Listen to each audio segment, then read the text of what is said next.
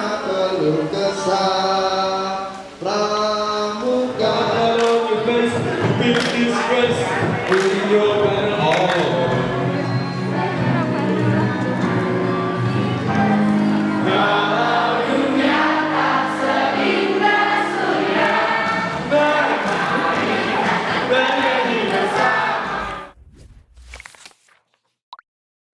Assalamualaikum warahmatullahi wabarakatuh. Salam Pramuka. Halo semuanya, berjumpa lagi di YouTube channel Dewantara Kartini. Asik loh, G-O-O-D-G-O-P. Good job asik, good job asik. Nah, gimana nih kabar kakak-kakak semuanya? Semoga dalam keadaan sehat dan yang sakit diberi kesembuhan ya. Nah, pada kesempatan kali ini kita akan melanjutkan kegiatan Dian Pinsa yang berjudul Senioritas. Say no to seniority all. Kira-kira kita bakal membahas tentang apa ya? Mau tahu atau mau tahu banget nih? Nah, di sini kita akan melakukan jalan-jalan virtual ke mini museum. Pastinya seru banget nggak sih? Oke, langsung saja kita mulai yuk.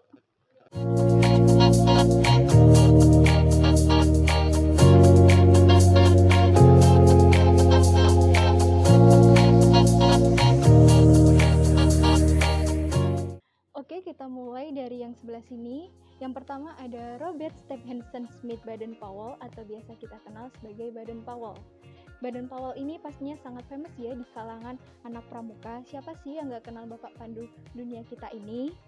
Nah, beliau lahir di London, tepatnya di Inggris pada tanggal 22 Februari 1857.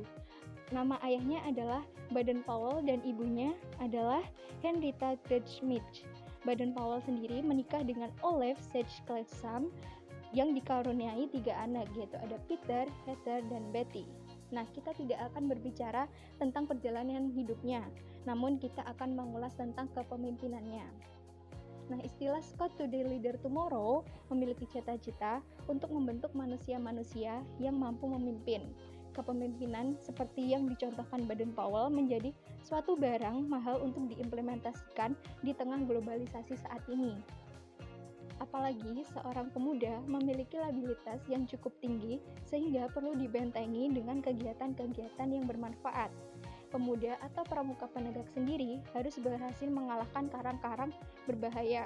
Karang yang dimaksud Baden-Powell yakni ada karang perjudian, karang wanita, karang mementingkan diri sendiri, karang mengorbankan orang lain, dan karang tak bertuhan.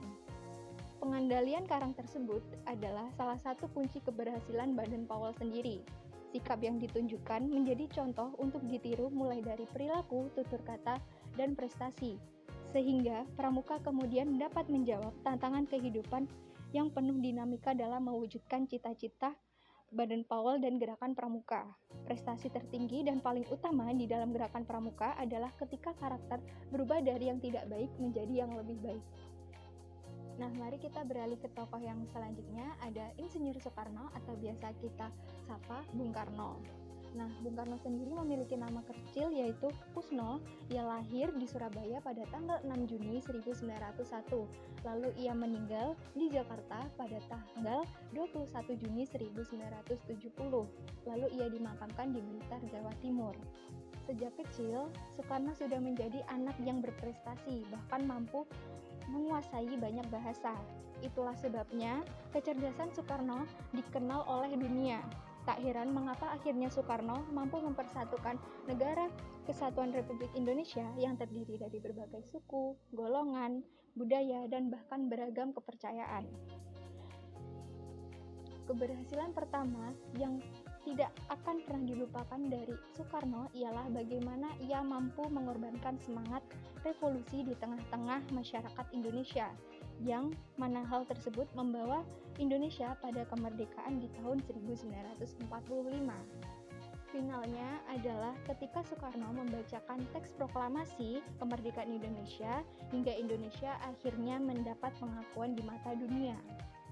Di bawah kepemimpinannya, Soekarno tercatat berhasil membentuk gerakan non-blok atau disingkat dengan GNB pada Konferensi Asia Afrika yang dilaksanakan di Kota Bandung pada tahun 1955.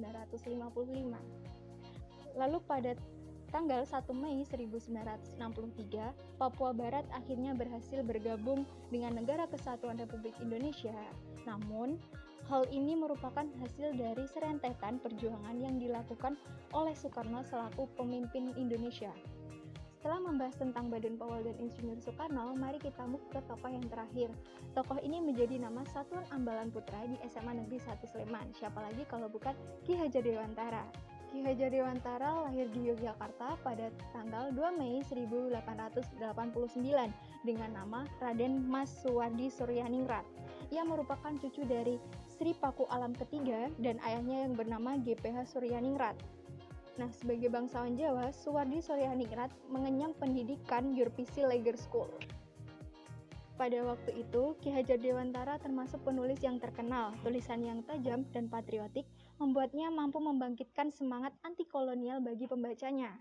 Ki Hajar Dewantara mendirikan Indis Partij atau partai politik yang beraliran nasionalisme di Indonesia pada tanggal 25 Desember 1912 dengan tujuan untuk kemerdekaan Indonesia. Namun kemudian ditolak oleh Belanda karena dianggap dapat menumbuhkan rasa nasionalisme rakyat. Ki Hajar Dewantara mendirikan sebuah perguruan yang bercorak nasional, yaitu National Onderwijs Instituut Taman Siswa atau Perguruan Nasional Taman Siswa pada Juli 1922. Lembaga pendidikan ini memberikan kesempatan bagi para pribumi kelas bawah untuk bisa memperoleh hak pendidikan. Perjuangannya di bidang pendidikan dan politik inilah membuat pemerintah Indonesia menghormatinya dengan berbagai jabatan dalam pemerintahan Republik Indonesia. Di antaranya adalah mengangkat Ki Hajar Dewantara sebagai Menteri Pendidikan dan Kebudayaan pada tahun 1950. Ia lalu mendapat gelar Dr. Honoris Causa di Universitas Gadjah Mada di tahun 1959, serta ia diangkat sebagai pahlawan nasional pada tahun 1959 pula. Nah, itulah kisah perjuangan dan kepemimpinan tokoh-tokoh tadi. Terima kasih kepada kakak-kakak yang telah menyimak dari awal hingga akhir. Semoga setelah ini kita bisa mengamalkan kisah inspiratif tersebut dalam kehidupan sehari-hari. Dian Pinsa 2022, say no to seniority all. Kami Dewantara Kartini pamit. Wassalamualaikum warahmatullahi wabarakatuh. Salam Pramuka. See you.